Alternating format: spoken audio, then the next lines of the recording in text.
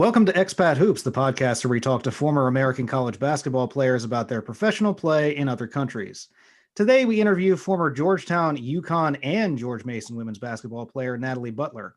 Now, I could list all of her accolades here, but we have a show to do. So I'll just say that she's a national champion with UConn and the holder of multiple NCAA records, most prominently the record for total rebounds in a season she holds alone, set during her year at Mason. She's currently playing for PAS Giannina in Greece. We're pleased to let her tell her story today on Expat Hoops. Natalie, welcome to the show. We're happy to have you. Thank you so much for having me. I'm excited to be here. Well, jumping in the first portion here, Tony just mentioned that you started actually at Georgetown. Started right away, had an immediate impact as a freshman. At some point in time, obviously decided to transfer. What did that process look like for you at that time? Yeah, obviously my biggest advice is if you can stay with one school in college, definitely do that. But it was it was definitely a tough year for us as a team. We had 3 head coaches in 1 year. Wow. And as a rookie, yeah, it was definitely very unexpected. You had a lot of adversity. So I ended up looking to transfer. But I was fortunate enough to have a really great season at Georgetown that allowed me to have an opportunity to go to a top school, and that was Connecticut.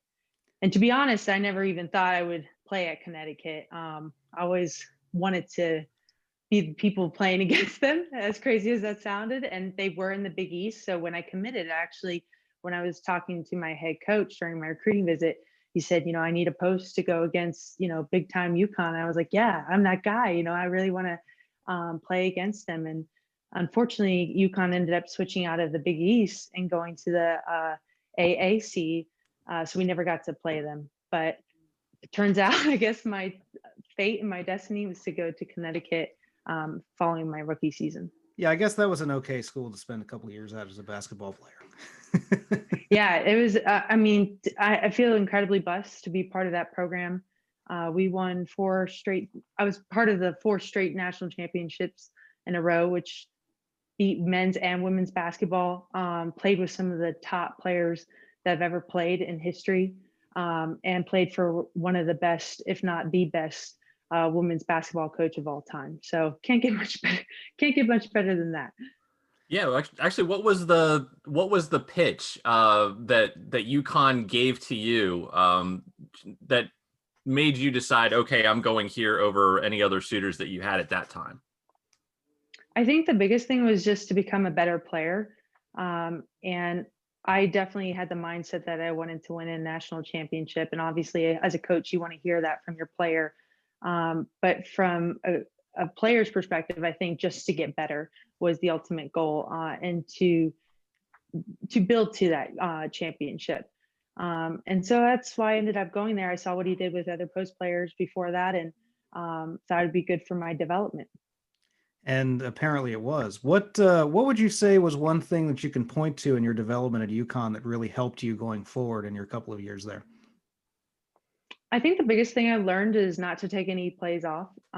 At Connecticut, our practices are actually structured to be harder than they were for playing in the actual games. So to practice at that intensity made games, I wouldn't say they're easy, but it definitely helped going into the game because you're like, okay, I've been here, I've done that. Coach has pushed us through these obstacles before. So carrying that over to Mason, I think definitely helped, especially towards the end of the season and playoffs with Mason. When things got more and more intensified, it's like, I've already seen this. I've already been through it at UConn. Now I just got to take it to the next level here. As somebody who looked at some of the results for UConn just to kind of verify, like, okay, what were the scores of the games and everything like that, I think you can get away with saying that the games were maybe almost easy at times. With AAC, I think that it was definitely a different conference. But as far as the NCAA tournament, anything goes. You got teams that are underdogs coming in and winning ball games unexpectedly, and NCAA tournament we make it look easy. When you say the Final Four banners every time, you're like, wow, they get there every time. The reality is it's very difficult, and we have to prep our season to get to that point. If we lose a game, especially in the tournament, that's it. It's over. So It's definitely a mindset, I think, with all the girls and the coaches. And that's Yeah. really interesting though, because I was actually referring to like the NCAA tournament. I mean, when you guys went 38 and 38, no, I mean, I was looking even at some of the results. It's like, wow, that was a 30-point win in the final game. Mm-hmm. That was, Yeah. Again, I think it really just comes down to the way we practice. And even Coach Gino, he says in his interviews that there's nothing that we do differently.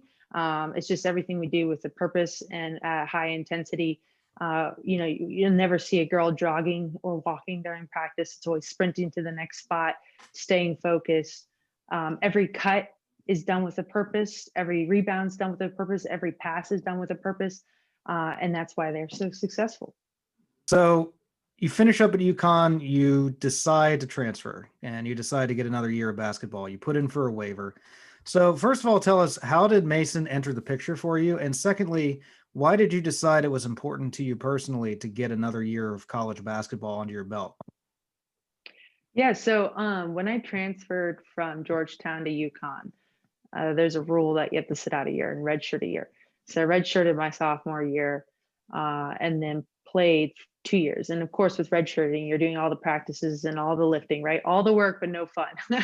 So played there 3 years. And I think what's also important to understand is for the NCAA, you're on a 5-year clock, 4 years of eligibility. So I knew that I had this extra year. And if I had got my undergrad, I could possibly use that year. I didn't know for sure. I would have to be supported by both UConn and Mason, but I also knew I wanted to get my master's because I was going on my 5th year of college. And I knew I wanted to do international affairs because that's what I started doing at Georgetown. I took 10 years of German growing up, and I knew that that was something that I was really passionate about. And I also want to build a career off of it in the future.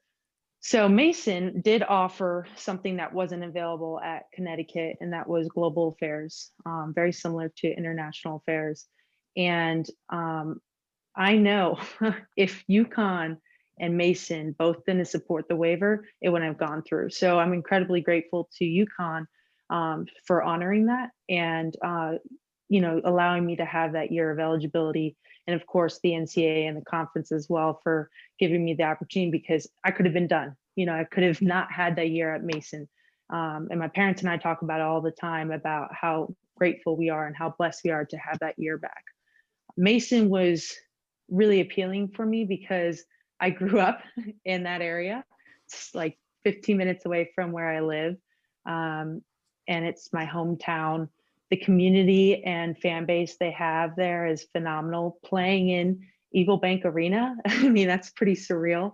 Not a lot of women basketball players get an opportunity to play in an arena like that with a fan base like that.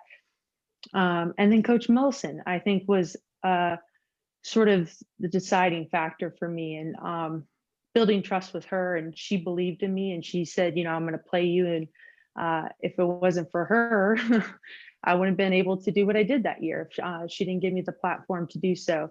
And of course, Coach T, who's the assistant coach there at George Mason, she played in the WNBA and several years overseas. She really helped to develop my game during my senior year, how to handle the double and triple team, and how to sort of continue to get better as the season progressed. Yeah, I think you did fine in your year at Mason. You were probably okay with that, I think, ultimately. yeah, it seems like it worked out in the end. Mm-hmm. So just to read through some of the things that you did that year, because I couldn't fit it in the intro. A10 Player of the Year. Setter tied 3 NCAA records, including the total rebounds, as I mentioned. That was 563. No one has had more before. No one has had more since. And you led all of Division I rebounding and double doubles with 33. You broke the school record for most rebounds in a game with 28 and tied the Atlantic 10 record. You also set the program's single season scoring record with 653 points. And your 563 rebounds, your one season at Mason, was good for 16th most in the entire history of the program. So you played 1 year and you passed all but 15 players that were ever played for Mason. So that's quite impressive, to say the least. And as the person that went through the media guide and everything like that and looked at those numbers for a single season, obviously are eye-popping, but then comparing it to the people that are above you on some of those lists who got 4 years and you got 1, and you only finished a matter of, 300, 400, depending on the statistical category behind them, you would have broken it in a year and a half or a year and 3/4. I mean, at that pace. So pretty good. Thank you. So as you were going through, as you were in the zone for most of the season, walk us through a little bit how you were feeling as the games were going. Your team was having a pretty good run of success, particularly in the middle of the season. What was that like for you? You were one of the better players in the country during that season. Did you have any awareness that you were heading for an NCAA record or anything like that? No, it was never really discussed either. In my family, I think I had no expectations going into my senior year whatsoever. I just knew I wanted to play. And I think that our team worked very, very hard. And we developed the chemistry on the court. And I think I agree with the middle of the season, we started catching a groove, and you could see we were winning ball games and how important that was. All that contributes to an individual success as well. I mean, you could be setting records, and if you're not winning, it doesn't mean anything, So we set program history for Mason, which I'm incredibly proud of, to be a part of that team. And obviously, those girls I'm still very close with now. Those ladies I'm still very close with now. And we'll have that for the rest of our lives, which is pretty fantastic. I think for Coach and I think we developed a really close relationship. I think we built trust, and I needed that. I needed a coach to believe in me during that time, and she did. And she played me. And if she had not played me, I wouldn't have put up the numbers I did. And if I didn't have the teammates I did, I probably wouldn't put up the numbers I did. So it really was a team effort at the end of the day. And I always remind myself it could have gone the other way. I could have transferred and not played, or not had this success. And after practice, Coach T would, even if it was 10, 20 minutes, we would get in and do one-on-one post moves. We would work on my shot. Before practice, she was having me doing warm-up drills. She was having me doing the drills she did in the WNBA, the drills that she had done with her individuals, with other players. And I think that really developed my game as well. So the more I was worked with, the more I produced on the court. And obviously your success there propelled you into the attention of a lot of professional scouts and other people. As that season was going on too, did you have any sense that you wanted to play professionally, that this was something that was becoming definitely realistic for you, and that was something you wanted to pursue in a very aggressive manner? Yeah, I think one of the things that we talked about in the beginning of the year with Coach Milson and the coaching staff was getting drafted. That was definitely a goal of mine. Playing at Connecticut, majority of the girls end up getting drafted. So I think that when I was at UConn, I started to realize that I could have the potential to possibly play professionally. And then my mindset changed to, okay, that's the next goal, is the WNBA and or overseas. And they made it happen. Interesting. So you actually started, so it's kind of interesting to take a look at Georgetown, UConn, and Mason, that at Georgetown and Mason, you're pretty much able to just play a lot of minutes.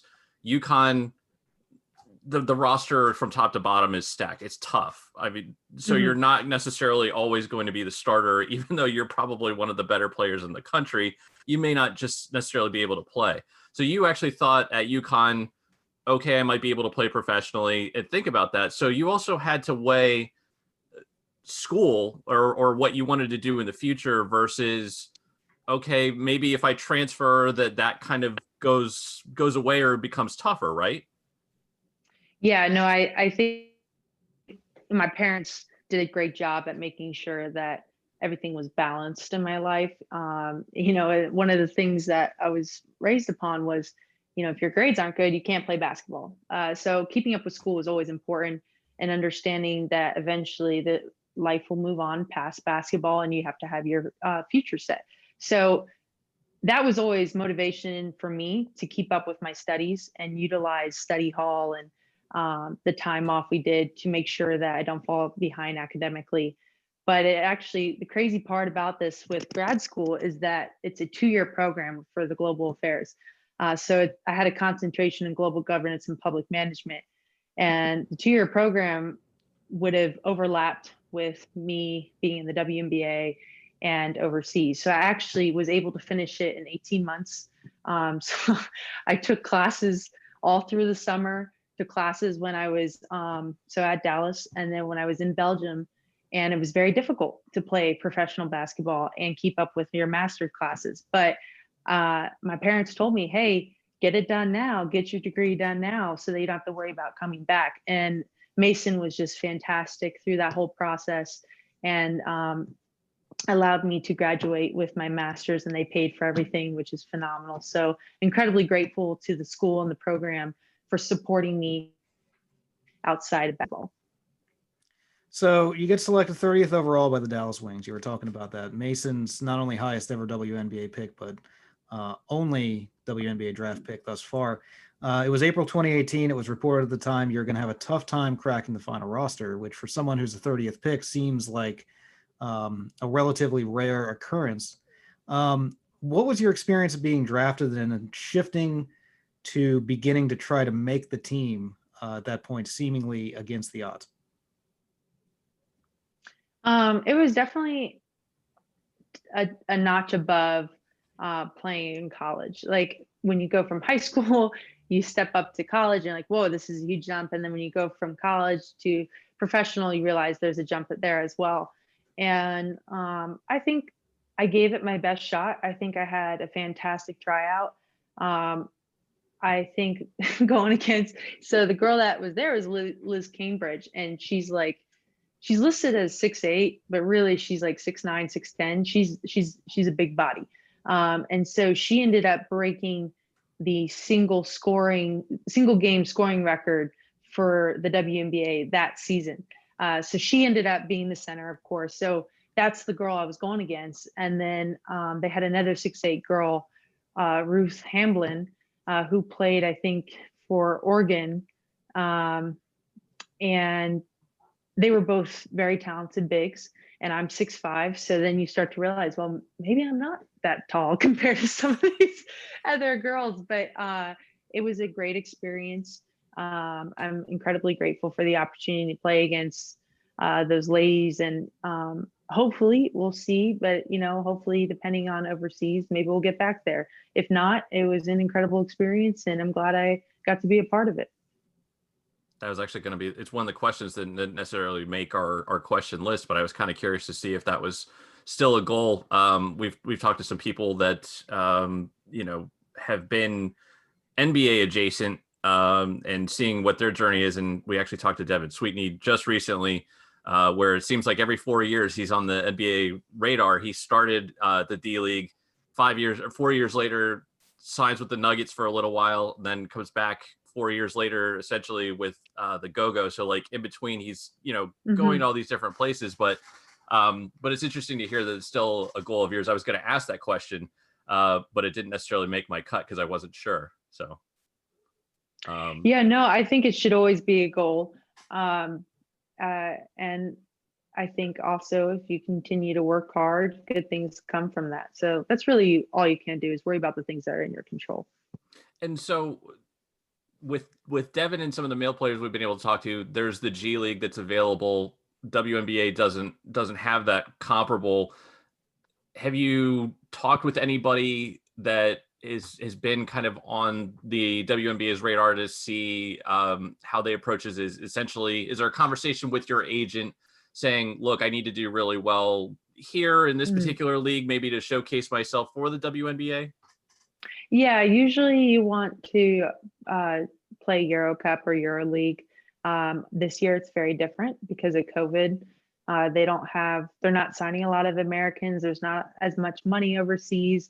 So that's impacted this year dramatically. They even canceled the WNBA season and then brought it back this year. So this year is very different. But ideally you want to have a great season because yes, there are WNBA scouts that look at your overseas stats, and that's how you get invited. So you either have to get drafted or invited to training camp to actually be able to try out.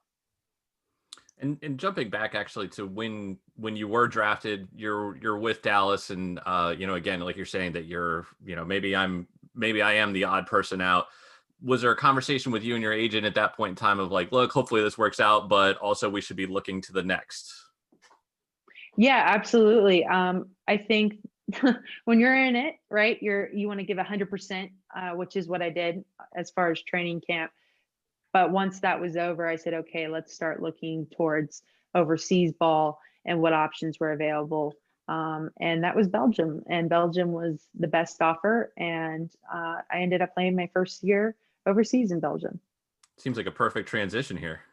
Yeah. It was, sorry, I was going to say it's literally like from Mason to training for a combine, going through an 8-hour combine of just nonstop playing, then training to get drafted, then train for training camp, and then train for overseas in Belgium. And then you get there for the preseason. So it was just like that year was nonstop. Yeah, and that's after, going through trying to get your master's degree while you're starting your professional career and making a WNBA roster. So first of all, I have to ask, after all that, were you a little bit tired when you got to Belgium? Yes, I definitely was. My body was like, okay. But the overseas season is much longer. So we start in October and we go to April, depending on playoffs. And then I think Euro Cup's even longer than that for playoffs. So it's much longer than the collegiate season. And it's a grind. If you're playing Euro Cup and the regular league, you're playing twice a week, which is a lot on your body. And of course, between 2 days and 3 days practices, you really have to learn to utilize your downtime, and recovery is so important. Icing, making sure you're resting, sleeping, all that. Yeah, I know. And I've read, article after article talking about how with women's professional basketball, even the best players, because of pay disparity and other things, do play overseas a lot in other countries.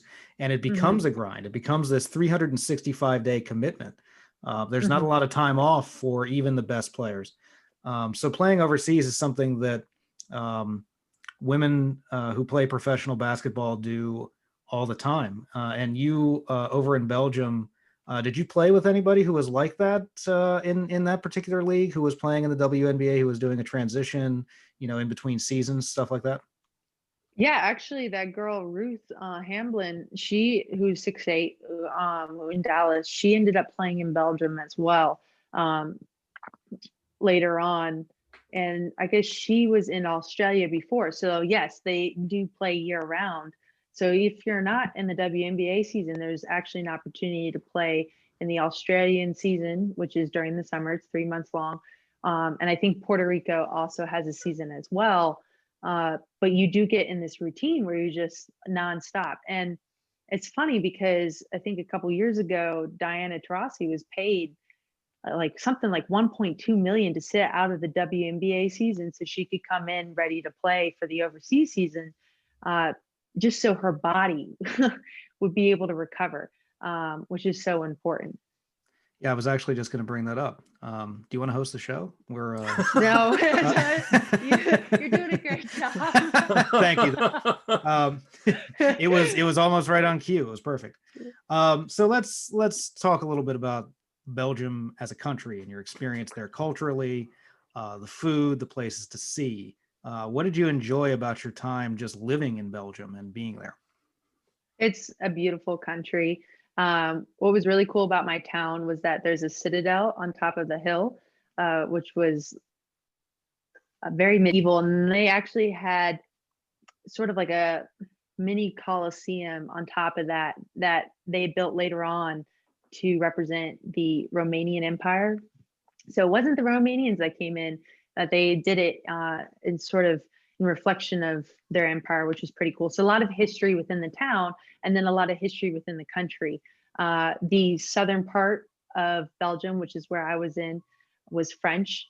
the eastern part was German, and then the northern part was Dutch. So as you would travel for games, you would have all these different languages, and then being able to speak German was pretty cool because then I could communicate with some of the towns that we were in.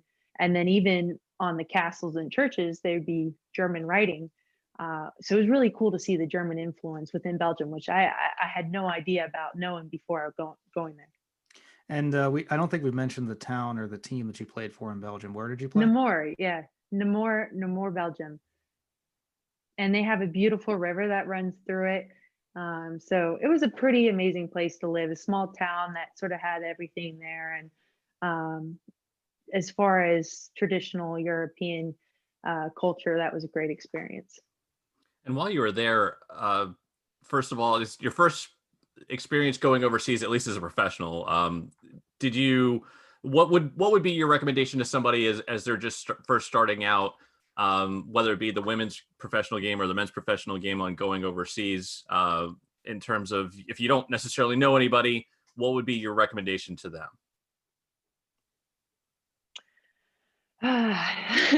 Be prepared for contact and be prepared not to get the call. There was something that I definitely had to adjust to, was the European game, especially as a post player. Because you're bigger, you're not going to get the call. Sort of, you just have to accept it. I think here in the States, we do a much better job at calling things for the post player. But that was definitely, when I first came, I was like, okay, you can have two girls hanging on your arms and they're not going to call it. So that would be my first advice, would be to be prepared to take the contact and keep playing, as you should. What about off the court, in terms of making the most of your time being overseas and potentially only being in one spot for 1 year or less?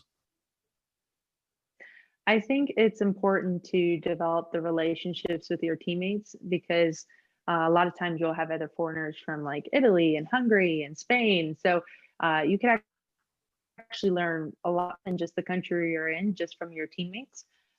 Going out and spending time with each other off the court is important. And that's the way it should be done, so that you can learn. You can maybe go to a restaurant with them, and then you can enjoy the experience of being in another country together.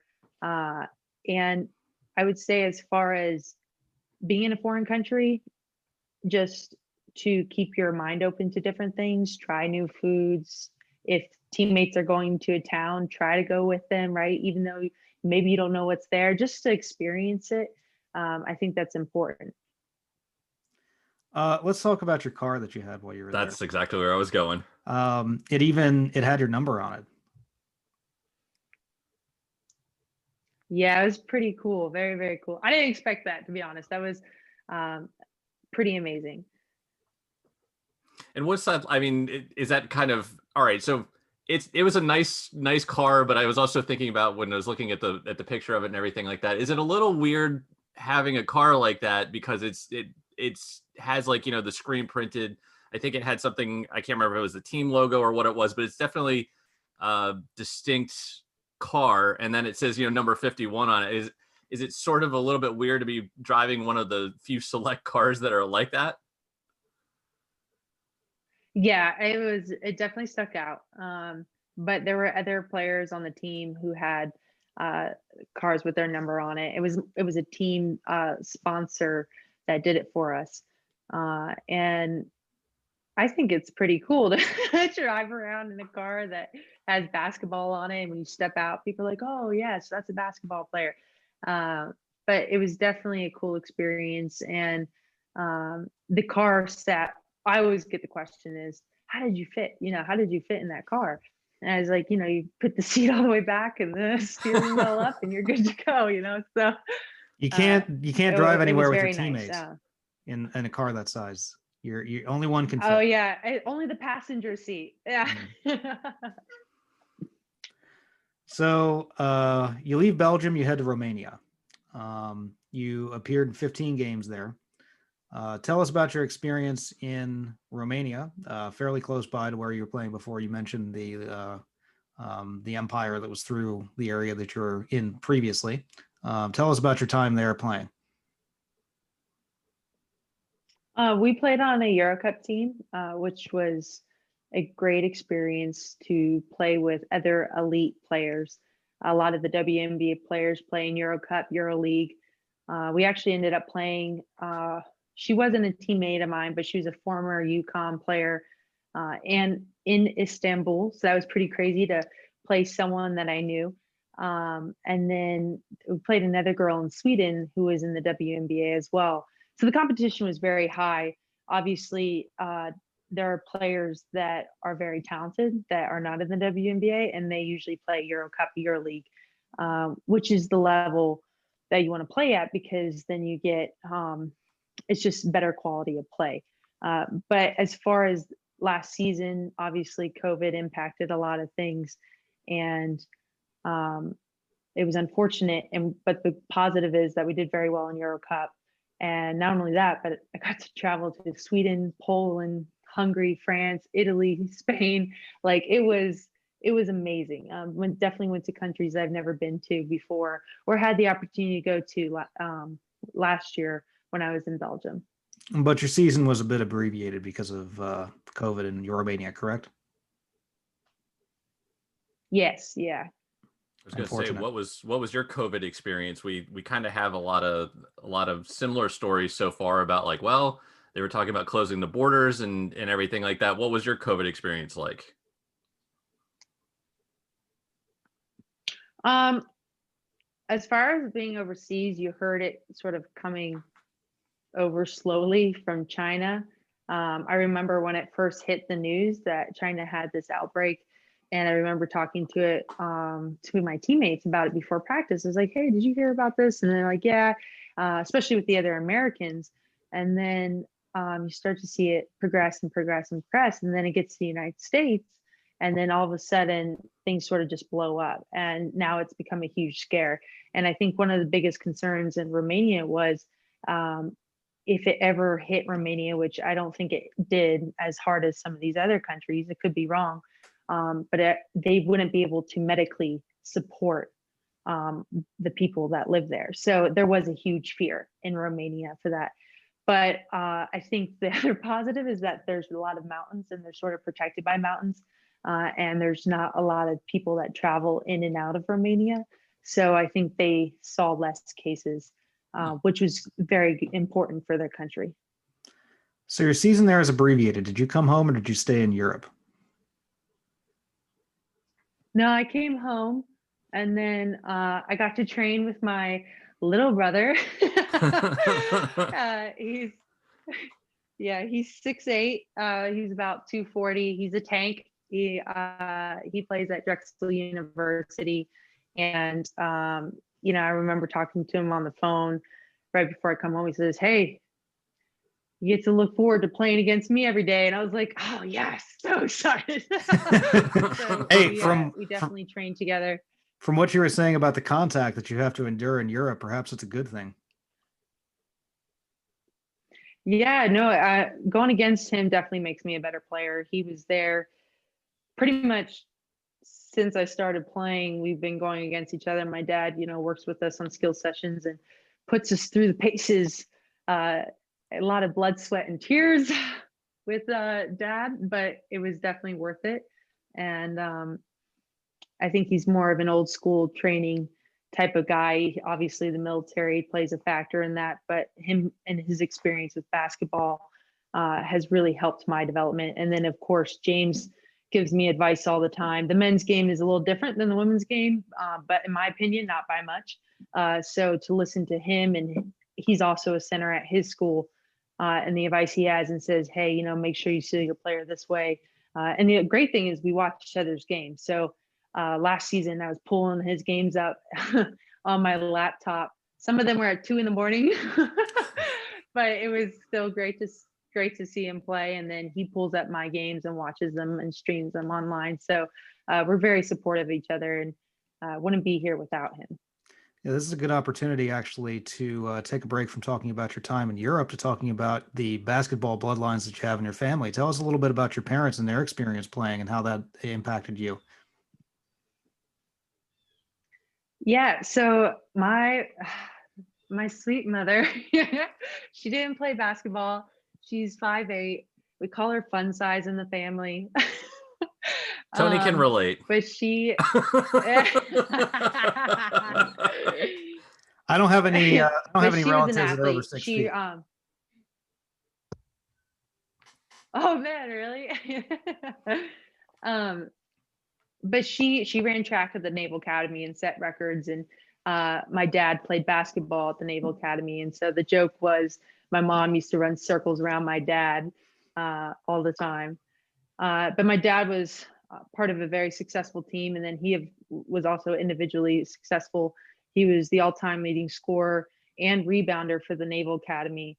And then Dave Robinson, who at the time I think was 7'1", 7'2", 7-footer, came in and broke both records. But his junior year, my dad's junior year, and David was also there.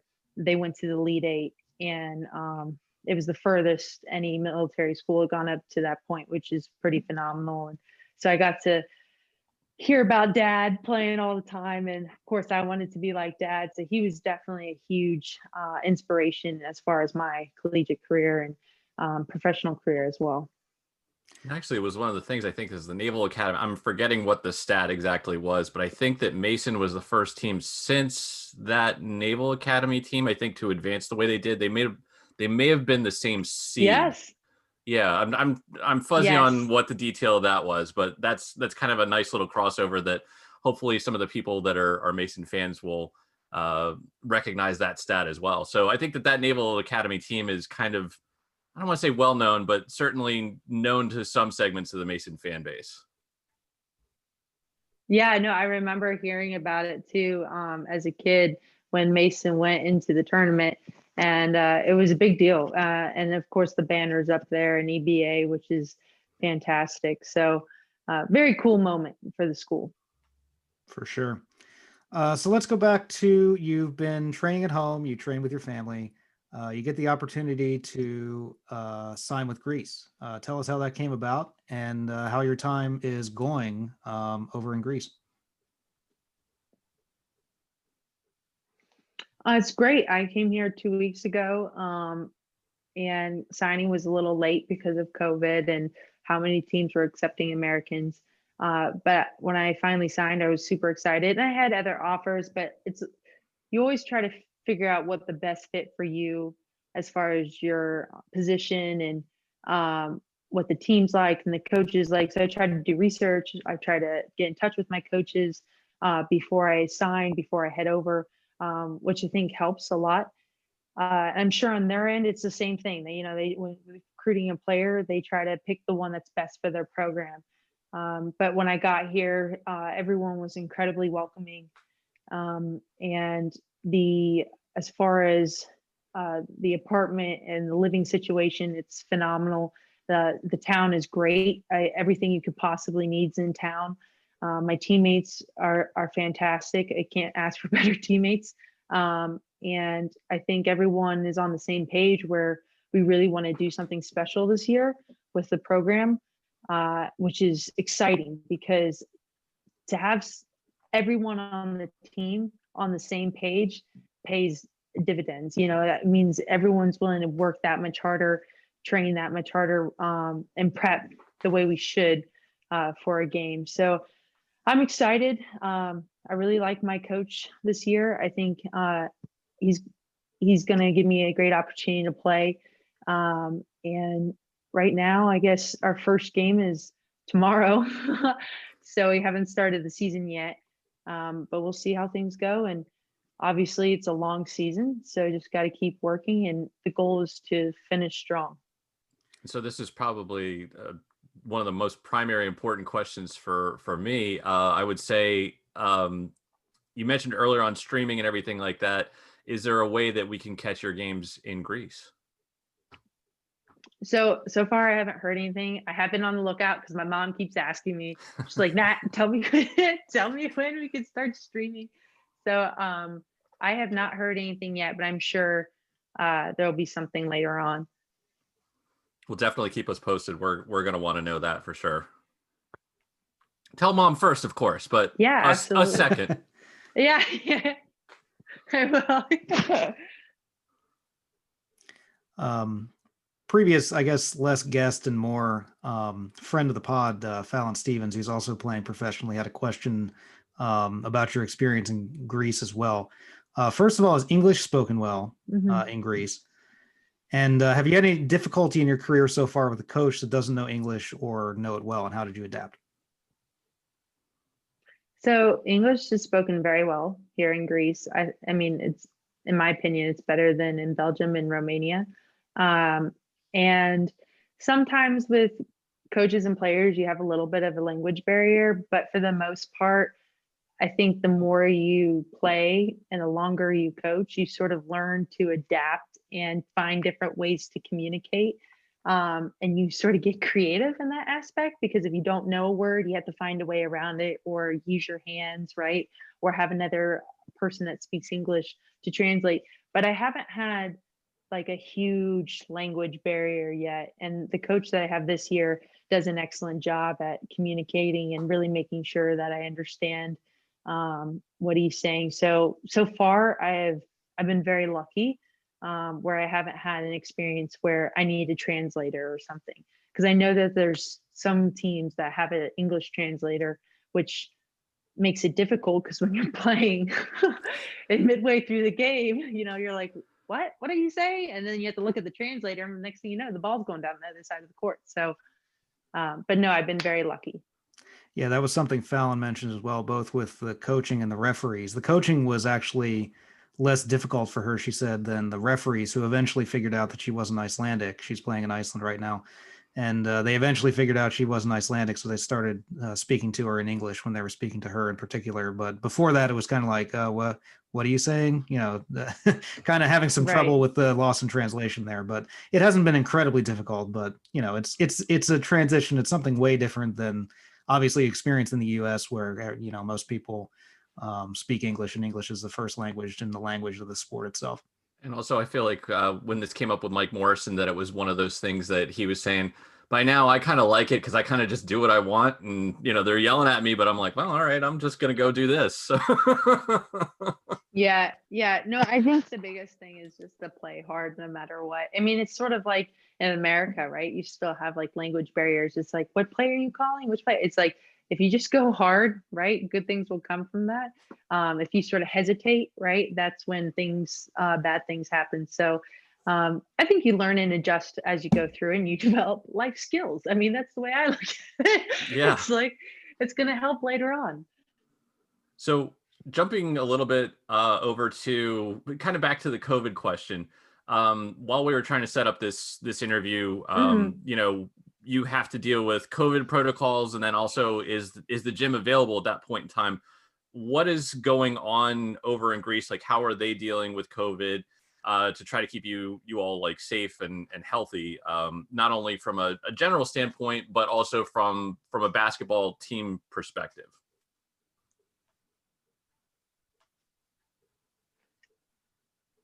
Well, I think that the administration here with our team is phenomenal with that. They've really gone above and beyond to make sure that we take the right steps as far as COVID protocol. We're required to wear a mask outside. That's a town's requirement by the mayor. And if you're not, you're fined. And then as far as team requirements, we wear a mask to practice. We wear a mask during film. We sanitize after practice, before practice. We have a sign-in sheet so they know who's coming in and out of the gym. If other teams use the gym, right, they can sort of keep track of who came in. And if someone comes in with COVID, they sanitize the whole gym. So a lot other happened this week where one of the athletes tested positive, not on our team, and we actually ended up driving an hour to the neighboring town where we actually practiced at another facility to make sure that everyone was safe. And they cleaned the balls and they wiped down the floor and everything before we came. So it's pretty serious. And practices change based on gym availability and if everything is sanitized and ready for us to go. When we work out in the weight room, same thing. Equipment's clean before we get there. And then when we leave, everything is sanitized as well. So my brother, being in the NCAA, he's told me that they had the same thing with as far as collegiate training. First, they started out, and he's been training with his team a lot longer than I have because those guys came in, I guess, towards the end of the summer, and they first started out with small groups where they're wearing the masks, and then eventually they built into bigger groups, and then finally get the whole team together. But every week they were getting tested, and their coach is doing a great job with that as well. So, I mean, for sports, you have to take those precautions because you're touching everything. You're touching the balls, you're touching other players, right? The refs touching stuff. So it's important to take the right steps. And I know that COVID right now is unfortunately on the rise across most of Europe. In that regard, going to a different country, everybody wants to travel around, everybody wants to see the sights. Are you able to do that right now? Are you able to take advantage of traveling around, seeing things within Greece itself, seeing things within the town that you are? And if so, what have you seen? So yeah, so like the last 3 years, I guess overseas in general, there's not a lot of time to do things where you can sightsee because you're always practicing. If you're not practicing, you're resting. But really the opportunity is when you travel for away games. And last year, our coach would say, okay, we get there a day early. They'll say, you guys can go out in town and sort of see how things are and check out the historical buildings. But really it's just like in college where you're going from, your room to the gym, to getting food, to back to your room. When you're in season, there's not a lot of time to do things and explore. But I will say that if we do travel, you can sort of see things from the bus or when you fly. That's pretty cool to visit new areas, but it's your job. It's not a vacation, and you try to experience the things you can, but within a range, because at the end of the day, you're there to play basketball. Speaking of jobs and everything, this is going to be your job for a while, but given your background and your degrees and everything, knowing German, like you said, took 10 years, have your master's in international affairs. What one day when the playing career is over, what would you be looking to do some point in the future? I would really like to do something related to international affairs. Probably, I worked for a company in consulting last summer, and I really enjoyed it. It was consulting, and it was more so advisory. So that utilized my undergrad, which was communications. And I think to do that internationally, being an international consultant, specifically Germany, because I speak German, which would be the ideal position for me. I think I'm a people person. I love talking to people. I like interfacing with people. So that's something I would like to do. Traveling is also a huge interest, or follow along somewhere along the lines with communication, which was my undergrad. We've also, my family and I have talked about possibly working for an embassy, especially being in the metropolitan area, the DMV, where you have all the embassies there, which was cool because in Georgetown, when I would run through all the embassies. It was right there, which go was around the neat. world, right? So yeah, for sure.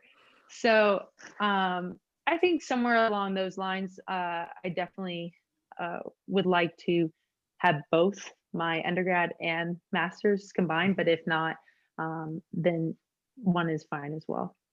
Well, you have you're in full swing of what you probably hope to be a long and illustrious professional career. So hopefully you can put that off for just a little bit and have some more time playing basketball.